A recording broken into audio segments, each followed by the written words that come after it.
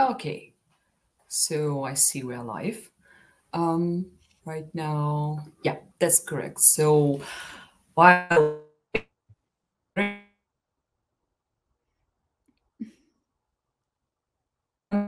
I'll tell you every. Can you guys hear Olga? Yeah, I can hear her. No, I thought I was the one. I was like, as long as it's on my internet, we're okay. Hopefully she'll be back. I'll send her a message. I was perfect right before we started. That's how it works, isn't it? That's how the world works. Murphy's Law. Not the end of the world, because we can... Oh, I'm getting her back. Let's see. If not, we can talk about deliverability, right? For like 10 hours straight. Yeah. Everybody can be ready for what's happening next year. Am I here? Oh, yes, you're back. Internet connection's back. Okay, so here is the thing. Since I'm located in Ukraine, there was a hacker's attack on internet provider, the biggest internet provider. And obviously, I have this internet provider. So just yesterday, they managed to restore the connection. And today, the whole day, everything was fine until the webinar started. So fingers crossed. Fingers crossed, we'll be fine. So when we were preparing to this webinar, we were thinking of who will be the average visitor, a person who is new to email outreach, or and only starts diving into the ocean of deliverability, or we'll see more professional people with bigger experience. So again, while we're waiting, probably we're not waiting anymore because of my internet connection. Can you please share a few words in comments section about your level of experience in email outreach and deliverability? That would be great and very interesting to check. Yeah. So don't you two find that sometimes the folks who have gone the deepest in the rabbit hole are the ones that have the most problems? Indeed. The more you know, the more problems you have. Wow, you went really deep. I don't think you need to start manually editing the headers of your emails. I appreciate the effort, but I don't think that's really the root of your, you're kind of like, that's tough. Definitely. I really hope that those who don't know about Gmail updates, they probably won't even notice them. Yeah, most people haven't yet. Half the world is panicking and the rest is unaware. Yeah. So today, since it's my turn to be a real YouTuber with my own live stream, to fully cosplay and enjoy this role, I'm going to ask you something. You're all watching the stream on our YouTube channel. We put a lot of efforts into creating useful content that will help you answer the most painful questions and get fresh ideas about outreach. So feel free to subscribe, even if you're just a one-time visitor, and I promise you'll enjoy the content. And please hit the like button to promote the video to other people right now. So top one question that everyone gets while streaming, will we share the link to recording? Yes, we will. Will we share the link to slides? Yes, we will. And the slides will also Olga, you should say no. We're not going to share. Everyone needs to concentrate right here. You need to stay focused right here. This is a one-time thing. You'll never get it shared after.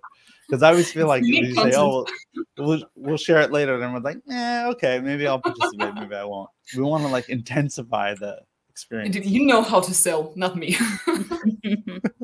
So, and the slides will contain the link to original Google support section, so we can learn more from original source, not from us, in case you trust original source more. So let me introduce my brilliant companions today. Amazing speakers, Yana Torres-Praki, passionate deliverability and business development guru at Email Council, and Benny Rubin, super professional CEO and founder of Senders. Yeah, so before we start our main agenda, I would like to let you know that we have a special offer. Get 50% off on any reply plan paid annually. You can also apply it to any annual plan or add-on. The offer is valid until December 25th. And the offer is eligible exclusively for new businesses. So now let's go straight to the reason why we are all here. We have a lot of things to discuss today, so here is the plan for the next hour. The first part will be dedicated to Gmail and Yahoo updates that made everyone feel sick for the last couple of months, those who know about updates. We are going to briefly review official facts, something that was announced. Together with speakers, we'll go deeper into some most popular and most tricky questions that people ask. And then we'll share the expectation regarding those updates from deliverability specialist perspective and you as senders. And after that section, we're going to make Q&A time. And after Q&A, we'll move to the next section. I hope we'll get some time after it. We'll proceed with a panel discussion about general deliverability questions that are super painful for anyone doing outreach, such as super pleasant thing like account suspension, something that Office and Google Workspace users face often. We'll build an approximate plan of actions, what to do if you notice that your rates suddenly dropped, and how to send, for example, re-engagement sequences and not to hurt your domain, specifically after you had spam issues and you have restored your reputation. We'll also discuss the question of your signature, because although it seems to be very simple, there are still a lot of requests regarding how to create the better signature in terms of deliverability. And finally, if we have time, we'll try to figure out the most common tools, applications, and extensions that can cause false clicks, false opens, and all this stuff. After that, we again will be more than happy to answer questions from the audience, and I'm pretty sure we'll have some of them. So for now, let's check out the official information we've got. So Google announced that at February 1st, they're going to start implementing their new rules. But what they mentioned is that they have recommended to perform the changes by that time. It means that we can expect that they will apply those rules a bit more early. I would even say that I've noticed already, especially it's related to bounces because of missing email authentication to Gmail addresses. So all senders, who is under the influence, who is affected, all senders who send emails to Gmail accounts will still need to follow the recommendations, but those who send more than 5K emails per 24 hours are considered as bulk senders. They need to have special attention. And in fact, those updates are more about bulk senders. What is you as a sender, as an entity? It means your domain. So if you have several domains for each, this limit is announced for each of these domains. And now the most important thing to understand. So previously it was announced that bulk senders are those who send emails to all Gmail addresses. But then on December 5th, Gmail published the clarification that they speak about, when they speak about 5K emails, they count only 3 Gmail addresses. So if you do an outreach to business addresses, you can kind of breathe out according to official statement, but nevertheless, I would still be an alert. What do you think, guys? Yeah. I mean, there's been so much confusion. I mean, Yana, Tori, maybe you've noticed this too. When they first made this announcement in like the October range, nobody knew about it except for us email deliverability nerds. We were like, oh, some changes coming. And then we did our internal checks and we're like, yeah, we're in compliance. This is fine. Then about a month later, that's when tools like outreach.io and everyone started to like be warned, and then everyone freaked out. And then at that time, it wasn't clear that it was only to gmail.com users. They were saying Google Workspace. It sort of didn't really matter. So I think basically my feeling is Google did not do a good job communicating this, or they deliberately did it in like a government psyops way where they released 3 different statements in 3 different ways to like confuse everyone. So it doesn't shock me. It doesn't surprise me that there's a lot of confusion. It seems to me that largely they did not intend this to affect small-time senders at all. They kind of just want everyone to comply with the normal stuff. SPF, DMARC, DKIM, don't do anything stupid. If you do something stupid, we're going to like stop you from doing it. So that was like my general feeling. That said, as the final thing I'll say, is that indeed any change that Google makes is significant. It always is significant, and it's never just one dimensional. So we should really care about what happens from February 1st and making sure we follow everything that they do to the letter leading up to it. What do you think? What are your thoughts on it? My thoughts are that, yes, definitely could have announced a little bit better, but let's all be honest, like they don't necessarily want to show people or explain very clearly how the spam filters work, or else they wouldn't be doing their jobs. But nothing that they announce is anything crazy. I mean, we shouldn't want to have spam complaints on our list. We shouldn't be sending emails to people who don't want them. I mean, and we should obviously be sending secure emails. People should make sure that when they see the email coming from your domain, you're the one actually sending it. So I think for me, it's just more as in like a shout out to be like, we're tightening the rules and we've given you all these rules and now you really have to follow them because we're all tired of our inboxes.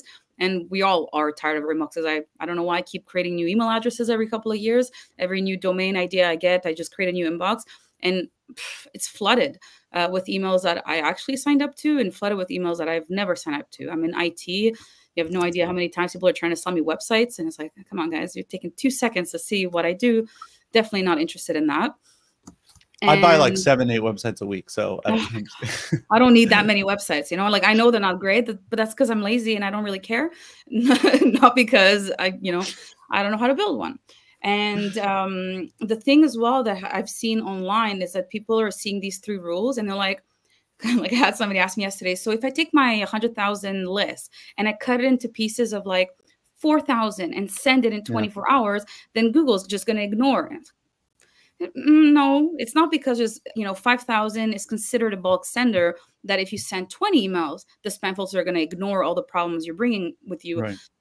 It's just like, of course, if you're sending 1 email, the spam filters don't really care into storing and checking sender reputation forever and ever. If you send 1 email and that was it.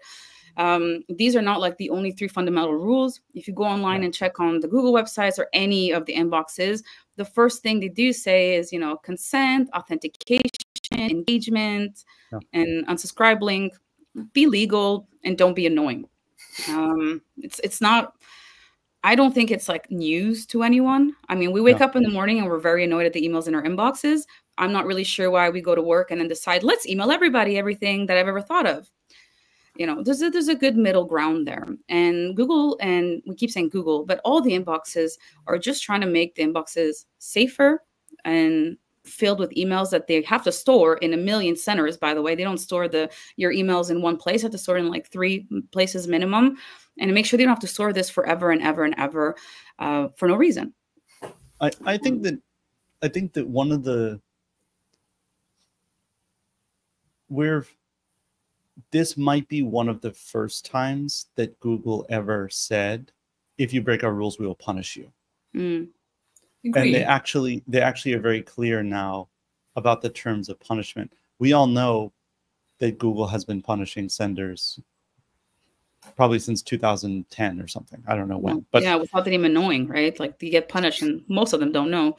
Right. Most of them don't know. So the interesting thing in my view is that this announcement likely has very little to do with anything other than just the rise of e-commerce marketing becoming so intense and email being like the #1 channel for everything. And they've over the years, they've been working harder and harder and harder to get people to first adopt SPF, then adopt DKIM, then adopt DMARC, then now they're trying to push BIMI and other authentication things. So I think that this is just like taking the next step and being like, and now that we've given you 10 years to get your ducks in a row, if you don't do this, we're going to actually punish you now. When before, people used to complain to Google all the time. We're not talking about cold email senders, like regular senders would be like, hey, we're doing everything right, but we're having a problem. And they would actually book calls with people at Google and complain to them. And now I think they're basically going to be like, no, we don't take calls about that. See our guidelines. So I think it's also interesting. And I think one of the things that's been surprising a lot of people, and we're going to talk about it in a second, I'm sure, is the postmaster tools. Because Google is saying, hey, what do you say, I'm sorry? They're free. Well, but the most interesting, this is like something that I thought it was funny, but maybe people don't find it funny. Google is basically saying the only way that we're going to let you know if you're exceeding the prescribed limits is through Google Postmaster tool. And then I had multiple clients be like, this piece of crap tool, this is the tool. This janky, they didn't even update the UI. I mean, no offense to whoever designed it in like 2009 or whatever, but like it doesn't even match. Yeah, no. Google it's Admin better than panel. Microsoft. You know, that looks like it's built in 1980. So, you know. but I remember just being like, this is the Google Postmaster tool. Like you click this button and then like that's it. I'm like, yeah. Yes. Yeah. It's like Equifax. You know, you log in to get your credit score and you ignore everything in the UI because it doesn't look good at all. And you're like, my credit score is good. I'm good. Log out. And I mean, that's more than enough. The best I've ever got with Google Postmaster is implementing it for a customer and then them telling me that I was lying to them. And I was like, I don't work at Google. Because it said 0%. I don't decide this. It's red. I mean, you go to a child and you're like, what do you think is good? The green or the red? Probably a deliverability problem. If Google is saying there's a problem, there's a problem. And I see a lot of the questions here. And Google has been creating issues for senders in the last couple of months. The biggest month that had people really panicked, at least so the people I know and the customers I have, was at the end of May. And people were blaming like MailChimp and all the ESPs. And the issue was that Google, keeps updating their spam filter. They don't do it only when they announce it. They update it regularly. Yeah. And they really care about engagement. It's very easy to tell from a list that there's a problem, which is why when you're doing cold emailing, you can get pinged for doing the things that Google doesn't like, because it's very obvious. If I send from my inbox 500 emails and no one replies, it doesn't look like regular senders. If I was going to, like Olga was sending me emails to, take care of, be sure I was going to be on the webinar today, I'm going to answer back. The ratio at which I get answers or raids or, the spam ratio is very low. If I'm sending emails from my inbox or an ESP, the way the list behaves is the easiest way for a spam filter to know if you're a good sender or a bad sender according to the inboxes. So yes, if you guys go like on Reddit, you're going to see all these people complaining and blaming the email marketing tool. But the email marketing first tool mistake is checking Reddit. Sorry. Oh my God. But it's funny to see the comments because, and also it's less fun to answer back and let them know that they might need to change something. Yeah.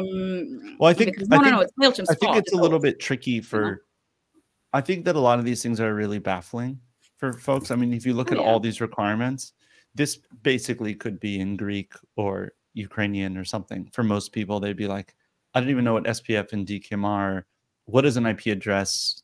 How can I find out what my IP address is? Like, well, if you're sending from Google, you can't. So you can find out after you send it. But like, there's all these like layers to this thing. Yeah. I think I like to, and I'll tell everyone who's listening, a little bit of historical context, which really helps to make sense. The vast majority of spam, I would say this ages me a little bit, so apologies.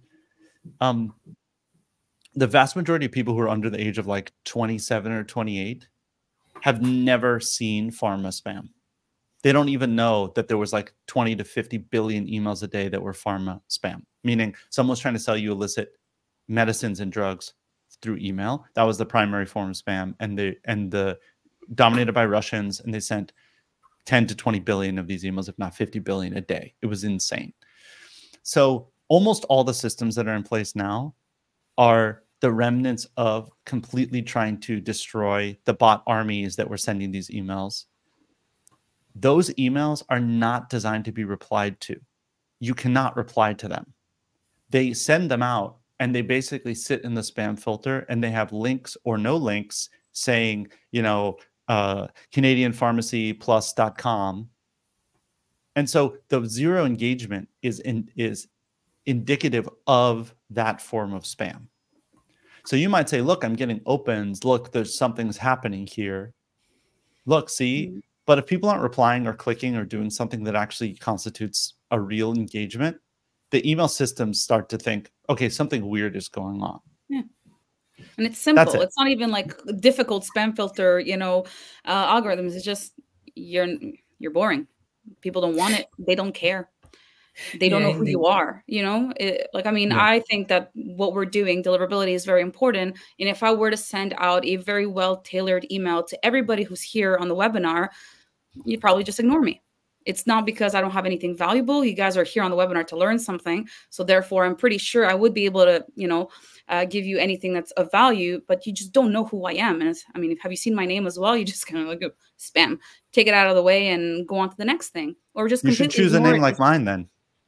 I know. Change it to like Victoria or something. Yeah.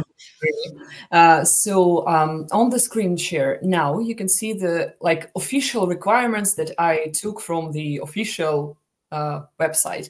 But most of these requirements, they are covered by mail automation tools, so you don't have to take care about everything. But we'll focus on a few of them, like spam complaint rate, opt-out options, and email authentication, because I already see questions regarding spam complaint rate. So how to understand what is spam complaint rate? Because there are a lot of miscommunication and misconception about it. There are two typical questions from people I get. What is spam rate, spam complaint rate, and where to check it? So at some point, we have already covered this question, Google Postmaster too. So what is spam complaint rate? It's not the number of emails that were delivered to spam. No. It's the number of emails that were marked as spam by your recipients compared to all emails that were delivered. So your prospects mark your emails as spam, and the technology called feedback loop forwards the information to a mail service provider.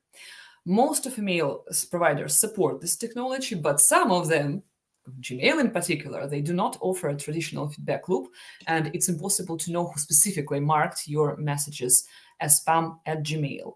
It's being said that your spam complaint rate should be less than 0.1 and definitely no more than 0.3.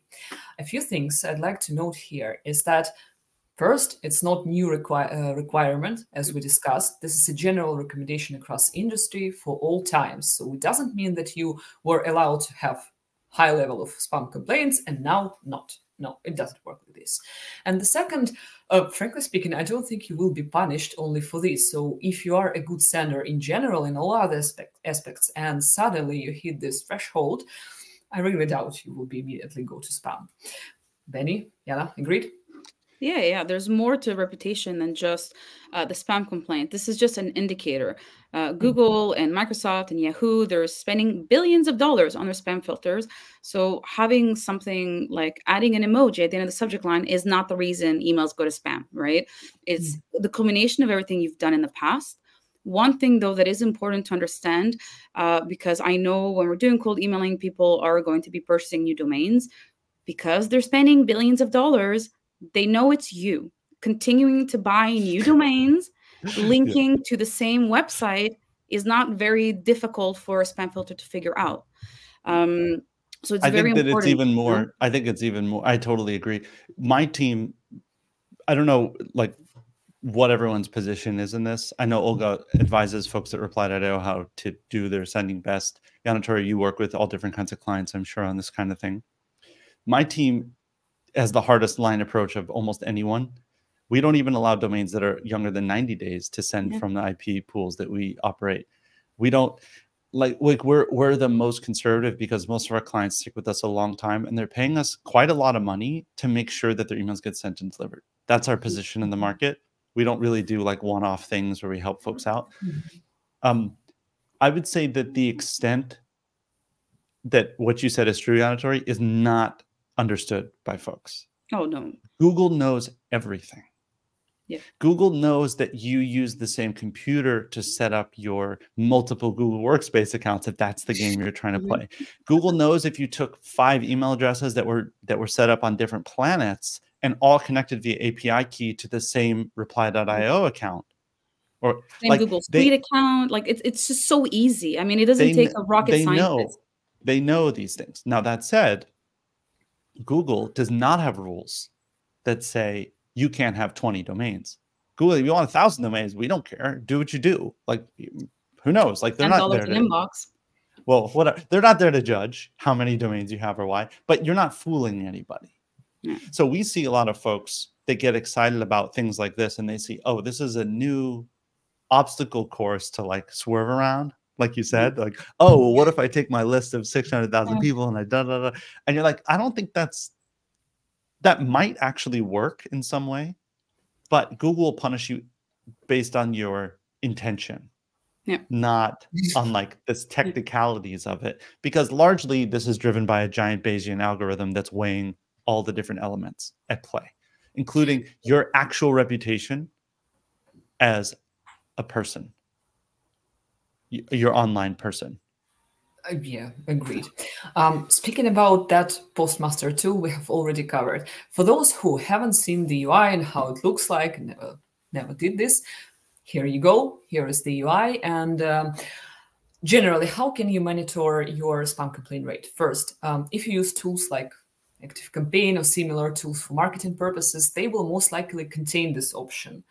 And next option, what you can do is you can connect your domain. What you need to understand about Postmaster first, to add your domain, you will need to have access to your DNS record, because that's how you will authenticate this tool for your domain.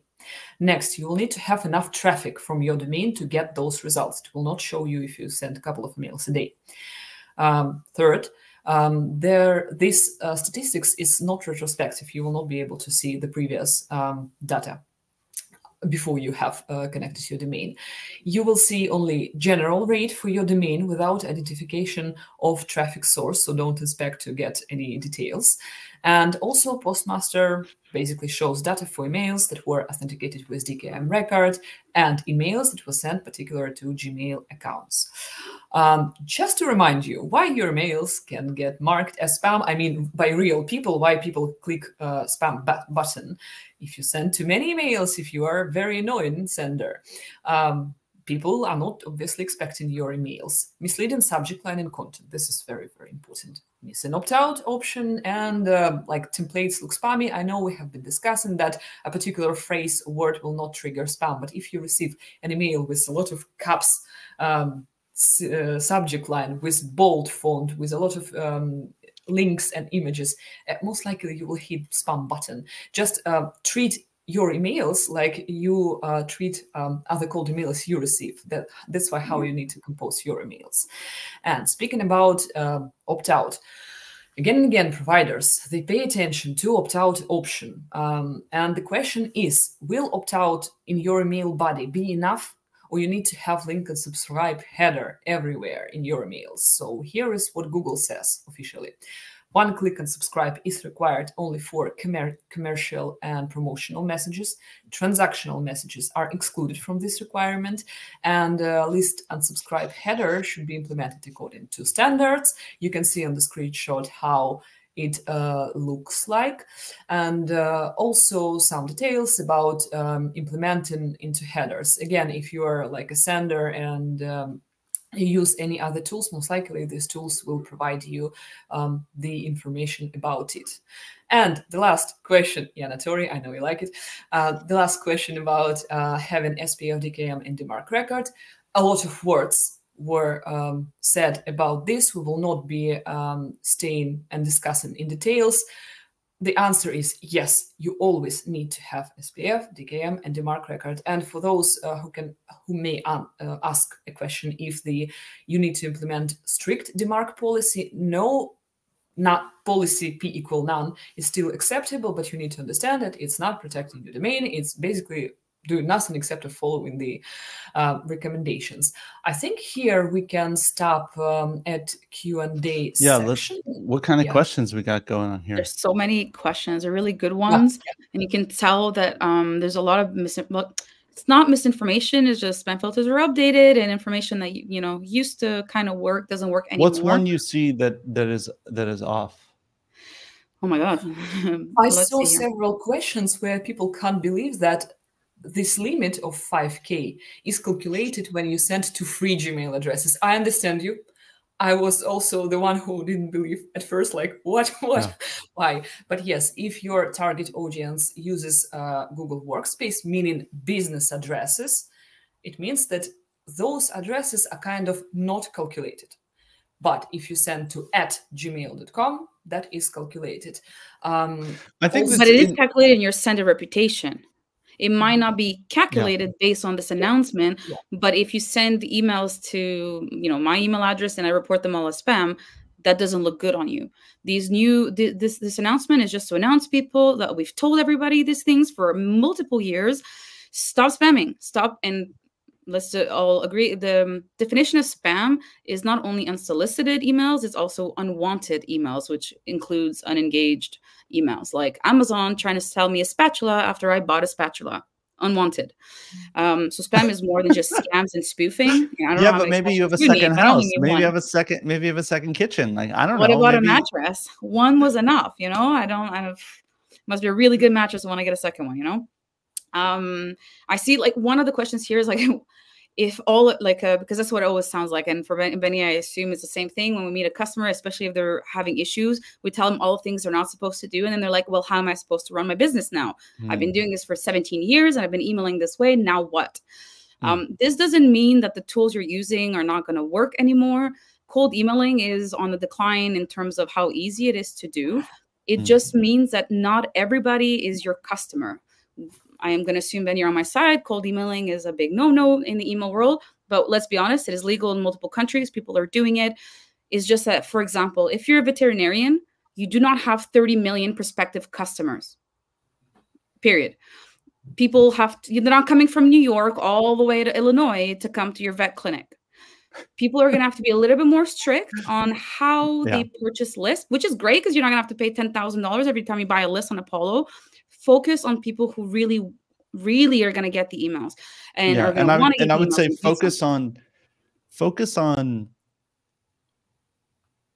focus on your own, how you're perceived in the emails. I think that really matters a lot.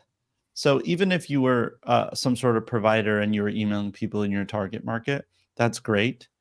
But it's sort of like if someone knocked on your office door and like opened it and like poked their head in. If they say something kind of odd, you're gonna feel like, get out of my office.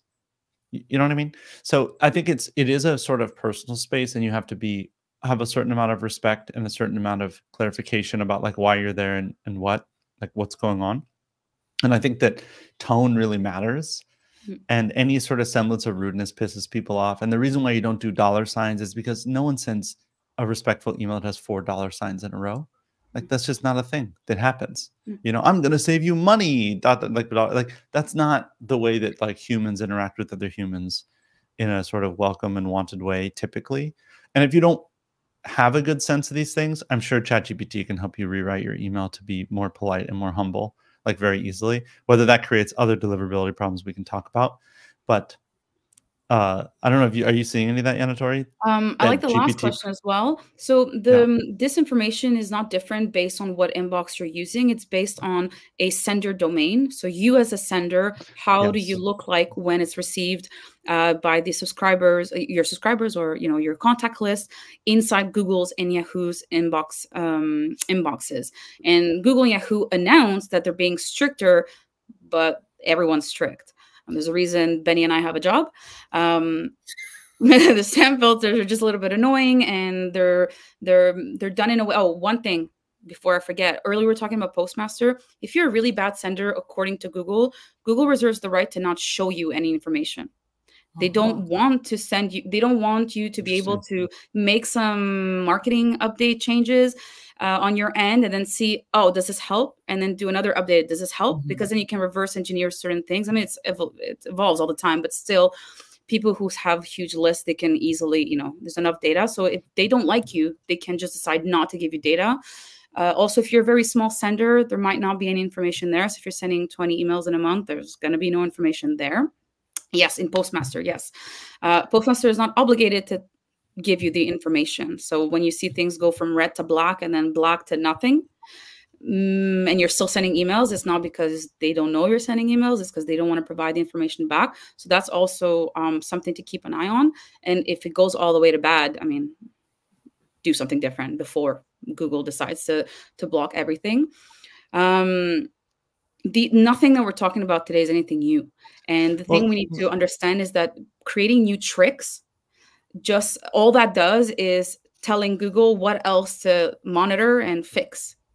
So if it feels like a trick, it's not a good idea. Because you're just teaching the spam filters how to detect that trick. And if you're not the only one doing it, so it's very important to just make sure that you're sending emails to people you assume are going to want the content, and not because you're praying for it, because really they need it and it makes sense. Make sure you're cleaning your lists and that you're reducing the amount of issues you're creating. All the things that reply.io and everybody's stating for the last couple of webinars remains true. If you do all those things, it's going to help you continue to inbox correctly. Just no tricks, please. Google is like $1 billion spam filter here, guys. So don't do anything that sounds like, oh, this is a clever idea. It's not going to help. It might extend the time period you're inboxing, but then what are you going to do when you're not anymore? Indeed. I have one brilliant question. I mean, guys, there are a lot of great questions. We have just a limited time. That's why I'm sorry for those who will not be able to receive the answers. So the question is... No, we're going to answer all of them. We can do it all. Yeah, they're all staying online 3 hours. Forever, and finish tomorrow our stream. So the question is, do you know if Google's announcement forced Microsoft to set limits of the number of emails sent from their platform? I would say the fact that Google announced their limits and sanctions doesn't mean that other platforms don't have it. Plus, if one goes ahead with strictening the rules, most likely all other platforms will do the same. But some we've already seen that, right? And some don't announce. And that's all the trick. There was one more quick question about what platforms can do to improve the situation. You should understand that platforms, what we can do, we can educate you. We can build the platform so that your emails follow the guidelines, like technical guidelines, etc. But you also need to understand that you are the creator of your content and your strategy. And this is very important that you understand your responsibility at this point. So the platforms here are your friends to assist, to educate, to help you, to point you to the right direction. That's it. So I think we can go directly to section 2 and speak about very painful questions. So for those who use Google Workspace and Office 365 email automation tools, most likely they have faced account suspension. I assume at this point, Benny should say that you shouldn't use Gmail for sending emails. You guys know what my stance on this. But my team stopped doing all cold email from Google in 2020 because even at that point, it was already being restricted. So companies come to us all the time and they say, hey, we have this problem. I've made a post on LinkedIn about this. You guys can read about the different ways that Google flags, bans, and does all these things. This is only one side of it, and I know Olga and Yanatori know this. There are other sides to this. Google can make it impossible for you to connect via API to email tools. That's one form of banning they do. We have clients that had 5, 6, 7 SDRs or folks that were emailing. Then the 8th, 9th, and 10th can't send emails that get suspended. Some of them get suspended before they even send a single email. We're seeing Google is ratcheting up their defense in a way, and what's confusing for everyone is it's uneven. So they're not doing it evenly. They're doing this in a logical way that only makes sense to computers and Google servers. But when companies come to us, we remove all sending from Google, Soho, Microsoft. We extricate all sending from those places. We don't send a single email from them. I know that's not always possible for most folks because of the amount of work it exposes, IP address maintenance and all this other stuff that my team takes on for our clients. But that's my official stance, just so everyone knows. Benny, a quick question here. You mentioned that they can restrict your access to API. Do you mean if a customer, for example, goes to a platform, connects email accounts, and this platform is using Gmail API to send emails, he will be continuously blocked because of using API?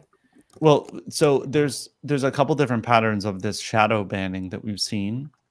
Clients have come to us with this problem, where, for example, they log into reply.io with their Gmail, but it won't stay logged in. So right? Like the API connection happens, And then they do this stuff, and then they go to send, and it's like, wait a minute, my Google is disconnected. So then they go back and they try to add it again, and then it gets disconnected again and again and again and again. So that's one form of shadow banning that we're seeing. Have you seen that many times? Sometimes token expire during connection, email connection, and there is an assumption like a customer changed the password, or that's all. So it could be that this happens when you people with a lot of senders or a lot of Gmail accounts, but we've seen this kind of thing. The other thing we've seen is that people who have lots of Google Workspace accounts, it seems that Google won't let their two-factor go through. It'll constantly be like two-factor, two-factor, two-factor, two-factor, and like reject every one and like never let you log in again. It could be that there's actually a technical problem because of how much trickery you've tried to do on Google, and they're confused internally because it's too many Google accounts from one IP address or something. I don't know. But also seems a lot like a shadow ban, where they're basically like, something's weird with your account. We're not going to let this go through. Have you seen anything like that, Tori? No, I don't. None of the people that do cold emailing send enough emails to ever have any problems. I was answering actually to somebody. We need to send like we're humans. There is no human on the planet that sends 490. I know the limit is like what, 500 emails a day and gets one reply a month. It's very obvious that there's a problem. Well, a lot of our clients send 4,000 emails a day without any problems. Oh yeah, but we get like you have somebody there. Replies and exactly. They're not coming and saying, you know, like.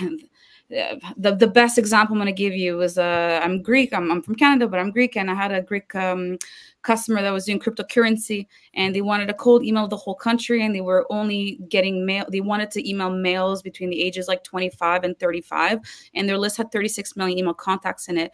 You need a Greek passport to sign up, and you need to be a legal age, and you need a Greek address to do that. I don't know if you know how many people are in Greece, but there are not 38 million people there. Those kinds of things don't work. They used to work maybe, and not anymore. No, at this point, they never work. I mean, even people who come to us that are doing we don't take on any clients that have any sort of like actual crazy high volume needs. If they track open rates at all, it's like 1 to 4%.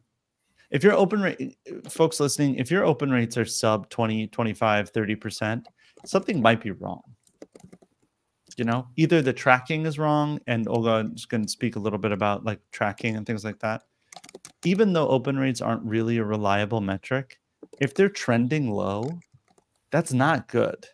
It means that something's up. You know, there's a problem with your domain. There's a problem with your SPF DMARC DKIM. There's a problem with your targeting, like really bad problem. It's not a healthy place to be. I think that probably, I don't know what you're seeing across your platform, Olga, but maybe even like a mediocre subject line can oftentimes garner a 30% open rate, like pretty easily. And oftentimes even higher, you know? Indeed, agreed. So I understand your point of not using, for example, Gmail for mail automation, but considering the fact that there are still... Yeah, and most people need to do it. And if you're doing it at a super low volume, I could understand how people... Yeah.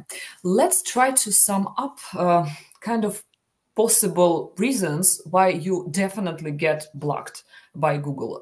I can name 3 of it, for example. The top reason is probably high spam complaint rate, when people mark your email as spam, obviously. So sometimes it's maybe high bounce rate in particular period of time, and sudden ramp up of sending volumes. And what I've noticed, the patterns. So for example, if you send today 10 emails, tomorrow 200, they will not block you immediately. What I've noticed is that they wait for a couple of days, in particular 2 days, and block you, even when you try to stabilize your situation. What are your thoughts about common, typical reasons why Google can block obvious reasons? You want me to go first? I'll go for it.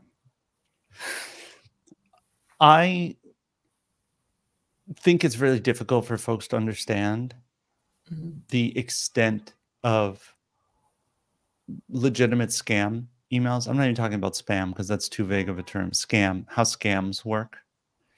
The most common way that people are going to scam someone is they're going to email from inside someone else's inbox. They're not going to send an email. The old way used to be you pretend to be Benny and you send an email. SPF took care of that. Those aren't really getting delivered in any meaningful way. They might be sitting in spam, but most of them don't even make it to the spam folder. What they want to do is they want to break into your Google admin, and they want to sit there. They want to sit there for a day, 2 days, 5 days, 10 days, a week.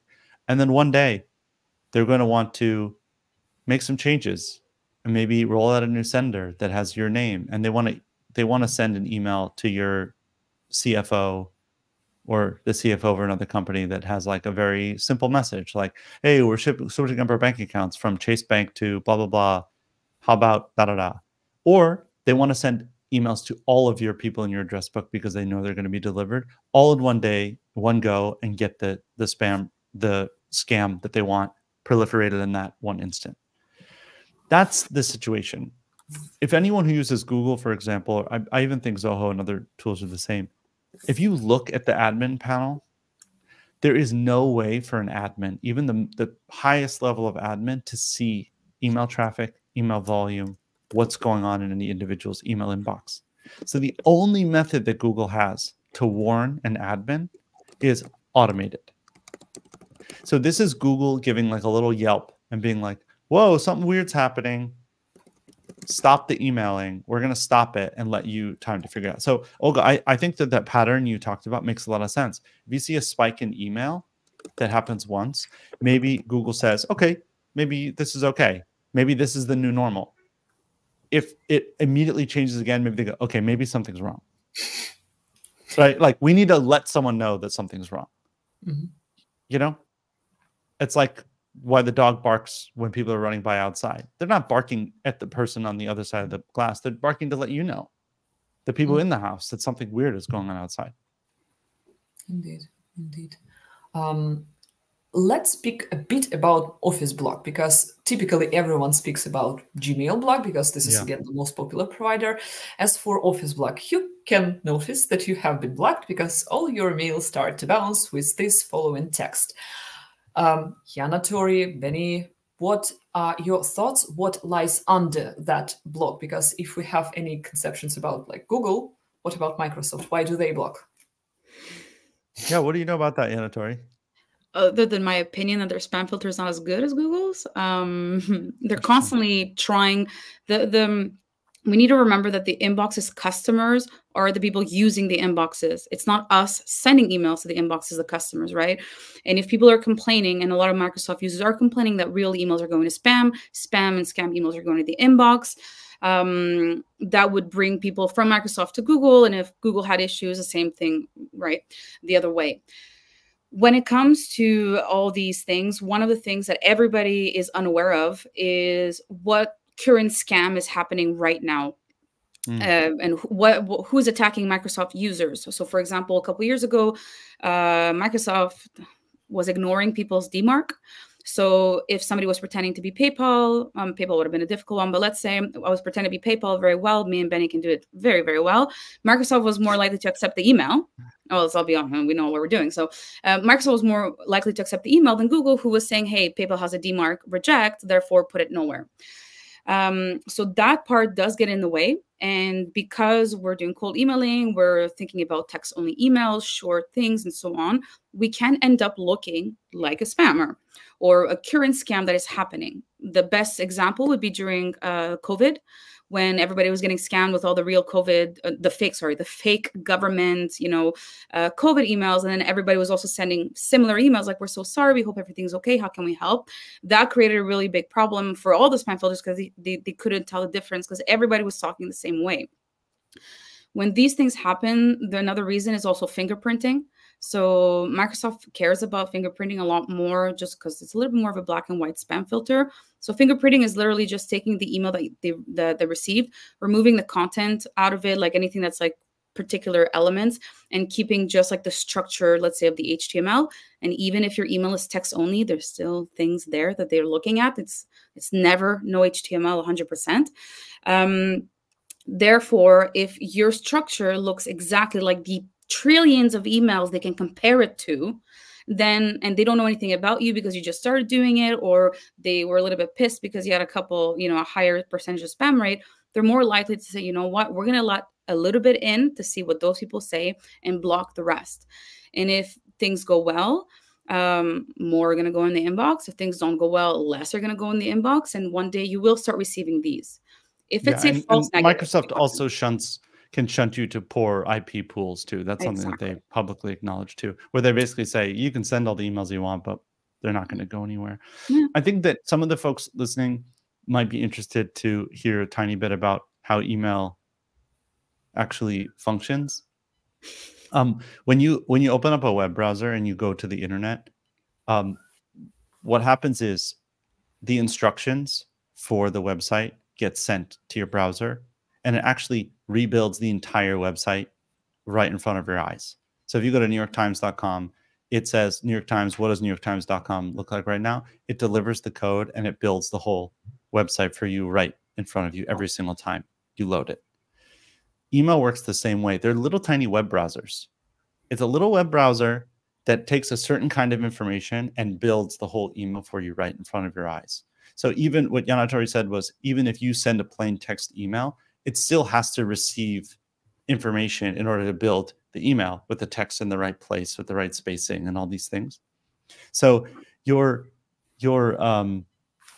what you're sending, how you're sending, where you're sending from, that's all involved in the process of recreating this email right in your computer. And Google knows the path that it came from, the domain, where the domain leads, where all the links lead to, what links they are, what's behind the link. All these things is sort of part of this footprint that they're making. So what Yanatori is saying is Microsoft is looking at the form structure of the email, of the link, of any HTML, of the headers. It's looking for things that are uniquely identified to you. Like if you always use the same kind of unsubscribe link format or something, that is something that goes, okay, this was spam before, this uses something similar. Same thing that goes where it came from, the address it came from, or the IP address it came from. All these things are sort of remembered and they store them so they don't end up sending or delivering spam from the same place twice. So if they get confused and think you're spam, that's why it's so hard to convince them otherwise. Mm-hmm. It takes a lot of work to sort of make them forget that they think you're spam. Yeah, indeed.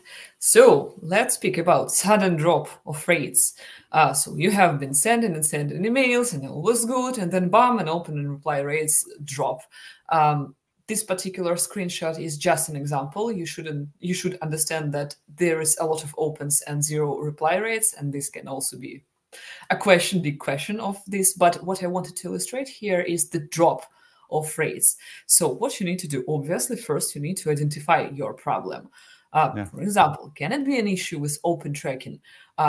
Maybe it's just not working and you think that it works, or you have disabled it, for example. Such case happen. Can your previous rates be not real? For example, your previous open rates, like 190%, they could be fake open rates, and now you see real open rates. That can also be a reason. If your tracking is fine, are your emails actually delivered? Because sometimes your mail provider can catch your outgoing email without any warning, and you think that your emails are sent and delivered. They don't bounce, but in fact, they are not delivered. And you should check, for example, your outgoing filtering system. So if your emails are delivered, tracking is working, is it a spam issue? If it's a spam issue, with a particular, for example, template sequence, or it's your domain, it's all you need to investigate. Next question, if you're going to spam, to which particular mail provider? Because each mail provider has their own different spam filters. If you go to Gmail, it doesn't mean you will go to Microsoft to spam. And step 2, you need to stop and think based on what you have found. If the problem was identified and like quickly resolved, good news, you're good to go. But remember that you've done something wrong and try not to do it. If not, if you haven't resolved your question, it makes no sense for me to continue sending the same volumes, because right now you are not only spoiling your contact list, but also you worsen your domain situation. So at this point, I would suggest stop and slow down your cold traffic from this domain and focus on finding possible reasons and fixing it. Like a few checkups to perform here is Make sure your emails are authenticated. Fun fact, but I still see customers who are sending a lot of emails without email authentication. I saw one case when DKM was broken for a long time, and it was fine for a customer. He had good open reply rates, but when he increased his sending volumes dramatically, a lot of other things started to be like, he started to point attention to himself, and we found, so he had a drop in rates. We started to investigate and found out, for example, DKM was broken for a year already. Also, you can try to analyze your outreach, like in total, check your recent rates, your prospect, were they engaged or not, or you're messaging people who are never in contact with you. I mean, they're not checking your emails. Check your spam complaint rate if possible. At least it can give you some assumption of what's going on. You can also think if people actually marking your emails spam. You can check out your opt-out rate, because if you have opt-out rate, and this is real opt-out rate, not fake opt-out rate by extensions or tools, most likely if a lot of people opt out, someone will be lazy. They will not click opt-out and they will mark you as spam, and you're a criminal now. Also check if you have sudden ramp-ups in sending volumes. Was your account recently suspended or not?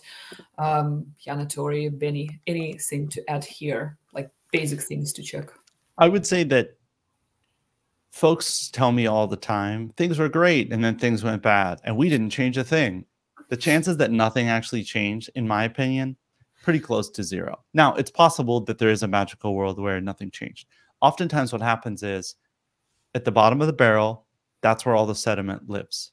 If you're step 3, 4, 5, 6 of the recycled campaign that you've been hitting the same people over and over again, right? Your domain is now in less pristine condition because of other things, or it's the end of the quarter and you're making a big push and whatever. There's always something going on. Now, the other thing is cold email itself is caustic. It's not good. It's not healthy. It's not good for email systems. So that means that it collects a lot of bad vibes. And the bad vibes sometimes just collect to the point where you need to go to the dentist and have your teeth professionally cleaned. It doesn't really matter if you brush your teeth every day. You still should go to the dentist once every 6 months and have your teeth cleaned. And the dentist is like, oh, you know, your teeth need a good cleaning. And you're like, yes. So it does accrue bad stuff. Maybe you've just accrued enough bad stuff that you're seeing the significant drop in open rates, and that's your warning that something's up. I would say that the way that we operate is we use sending subdomains. We don't use main domains, but sending subdomains, you always have backup subdomains. You're always making sure that those things are ready and warm and you're not getting caught with a dip in open rates. Be very aware, have a very high level of awareness. I think that's a lot what Olga is saying. Be very aware of what's going on. Are you emailing a sub quality list? Did the list start out super high quality and you were sending VPs of marketing, which are your target, and now you're emailing account managers from third-tier ad agencies? And, you know, were you emailing dental hygienists and now you're kind of emailing anyone that has dentist or dental in their title? Because like, why? Like, you're going to notice that things are going to perform worse, and it might not have anything to do with email deliverability at all. So I would say that bottom of the barrel, cold email, it's possible that you've tapped out your market in a way. It's possible that you've just collected a lot of bad juju on your domain. What do you think, Anatori? Yeah, people are not honest with themselves. Like I wake up in the morning, I get too many emails, even from brands. I mean, like, leave me alone, or I ignore them. The brands that I specifically want to sign up to, I just can't read them all. I mean, I love the brands, but not enough to sit down and read 3 hours worth of emails in every inbox I own. And we tend to be very defensive. This is my business. I'm a legitimate business. I have value to offer. And that's not what the spam filters are arguing about. They're just arguing about the fact that you're emailing the wrong people at the wrong time, maybe with the wrong message. Like a very good example that's outside the cold emailing world, but can help you like reflect on your own marketing, is like the newsletter businesses. You may pay to receive a newsletter, to get a daily one, but can you really read 365 emails in a year? No. But to the spam filter, what they see is that this person is subscribing. They don't know that. I mean, they may or may not know if you're using Google Analytics, if you paid or not, but they don't know if I'm paying or not for this email. All they see is that Yana Tori is receiving 365 emails. And out of the 365 emails this year, she's opened 10. That is not a very good ratio, especially if you have 100,000, 2 million contacts in your list. That ratio just gets shorter and shorter and shorter. So you were fine until Google, Yahoo, whatever said, okay, it's enough. Now, then it becomes a business issue. And that's where everybody tends to be a little bit annoyed, because they're like, yeah, but these people are paying me to get this email. They're paying me. I need to send it. Who is Google to decide this? Well, and that's where the arguments start. Keep in mind the question of like how Google knows. Very simple. Because your email inbox is a little tiny web browser, when you click on something, you're sending a signal back out to the internet through all these Google systems saying, hey, something's being opened here, something's being looked at. So you can't really fake engagement on emails. You can't really fake a lot in the email world. It's all very, very transparent from almost every party that's involved in the emailing process. So I think what Olga was talking about is like a sudden decrease in open rates. Every point that she made is great. You should be always reviewing on yourself. What Yana Tori said is really great too, which is you have to be really honest with yourself. It's very easy to delude yourself on like what's really happening with your own email campaigns, and really do some soul searching before you start to assume it's an external thing. It might actually really be that you are emailing the same person for a 5th time, and 80% of the people in your sequences are at the end of the sequence with the lowest engagement. You should know that, rather than automatically assuming that it's a reply.io problem or something like that. Yeah. Which it probably isn't. Thank you. We are actually run out of time, but thanks to Yana. my gosh. The time flew by. Yeah. But thanks to Yana, a lot of questions were addressed. Where's the after party? No after party, I'm sorry. But there is one last thing I personally want to discuss, because this is something no one speaks about. I'm speaking about re-engagement. So initially I thought we would discuss like general recommendations of re-engagement to protect your domain, blah, blah, blah.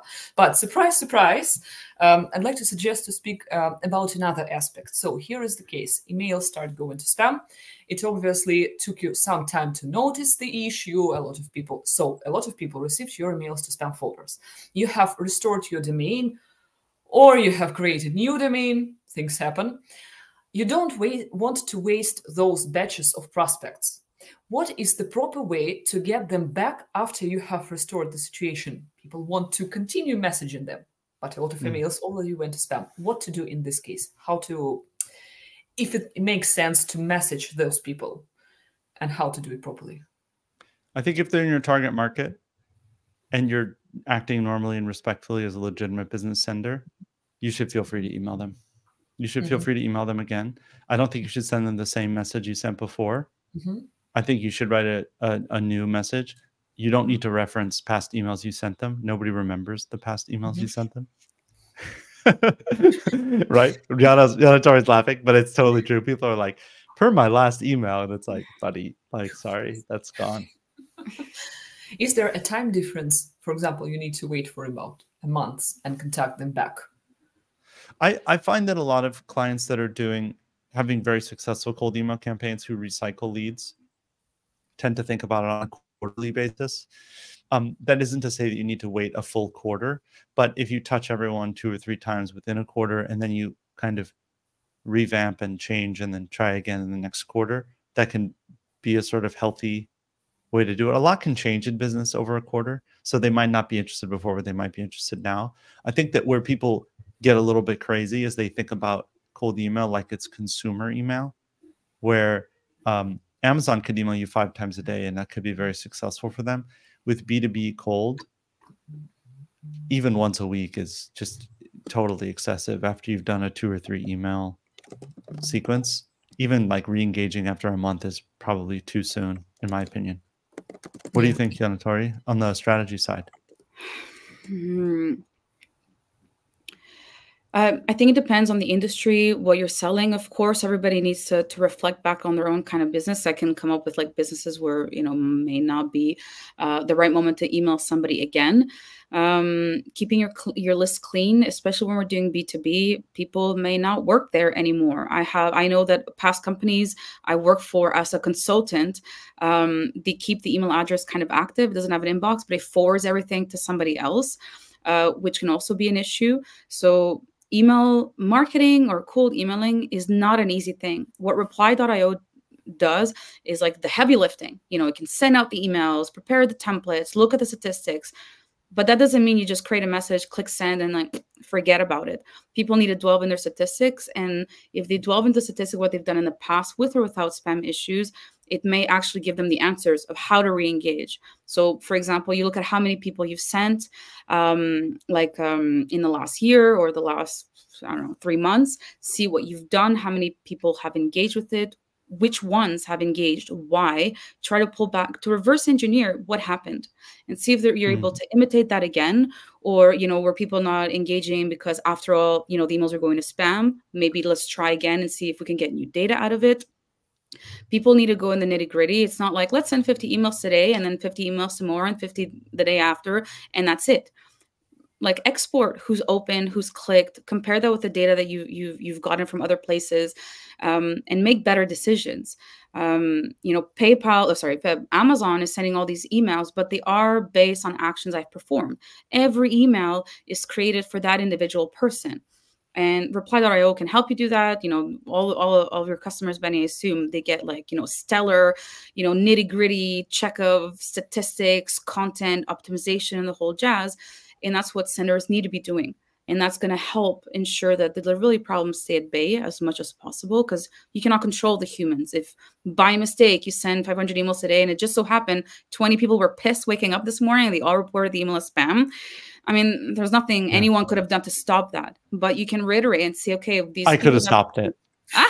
Call them and just take that back. Take that spam report back. Yeah, and sometimes they do select all report as spam. There's elements that we can't control. The human element of what happens after the email is sent out, we cannot control. And all our businesses, even in the same industries, they're all different content, different, you know, target markets, different ways of communicating with them. So it's important to unfortunately spend more time on it. This is not we set it up, we put the list in, reply.io is warming it up, and like come back in 2 weeks and see why didn't we get any replies. There's reiterations that needs to be done all the time, and people change. Like I don't like the same things I liked 6 months ago. Opinions change, needs change. I might not have needed your services, now I may need them, or vice versa. So it's very important to take a look at the data. And, you know, if you send an email to your mom and your mom doesn't really care to read it, and she should be your #1 fan, you created an email and you sent it to her. If she doesn't care, maybe random people on the planet also don't talk about my mom on this podcast. My mom loves everything I do, good or bad, right? It's Greek. So if I send her something, so I'll look at Yanatori, she created this. If my mom one day is kind of like, yeah, okay, cool, I probably should fix it. You know? You heard it here first, folks. Cold email your parents. See if they like it. If they don't like the message, new message. Great try. There was one question in chat that actually covers the slide we didn't have time to cover, if the particular link can trigger spam filters. Sure. It refers to generally question. Well, I would say that links that contain redirects in them can definitely cause issues. If the link is to like a Google Drive, you're probably going to have problems. If the link's to a PDF, you're probably going to have problems. If the link is to a website and the link doesn't look like it's from that website, you might have a problem. If the link says click here in all caps, you probably will have a problem. So the link usually isn't the thing unless the link is weird. But direct links tend to perform better, and even better if it's a link to your own website and it's the same email address you're sending from. Indeed. And if we are not speaking about compromised links, for example, links with redirection in your signatures. If you have an image, that will not be the reason for your spam delivery. It's more about fingerprinting. So if your mail has been marked as spam for a long time, if you have been going to spam, they do fingerprinting, so they understand your email in total, including your domain, including your source of sending, your links. So if you remove some of these aspects, you may have a chance to be delivered to inbox. So generally, it's not the problem of image, but the problem of your spam delivery. So good, we have managed to cover everything, and only 10 minutes after the deadline. You got two big talkers on. You got Yana Tori and Benny. But I don't mind answering questions. If you guys can like copy the chat and there's questions we didn't answer, we can maybe send them back to you, Olga, the answers, and you can send them back to everyone else.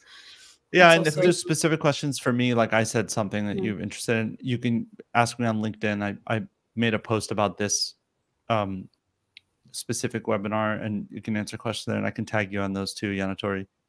Perfect. Yeah, definitely. We can do it. We can do it anywhere you want. I like it. Yeah. Again, thank you very much. Thank you, Benny. Thank you, Yana Tori. Thank you, everyone who joined and asked questions. And thank you, Rima. This person is a huge help from our technical side. She's doing great in backend. Thank you very much. Thank you. Yeah, thanks everyone. Let's do it again soon. Yes. Bye. Let's do a morning show every morning.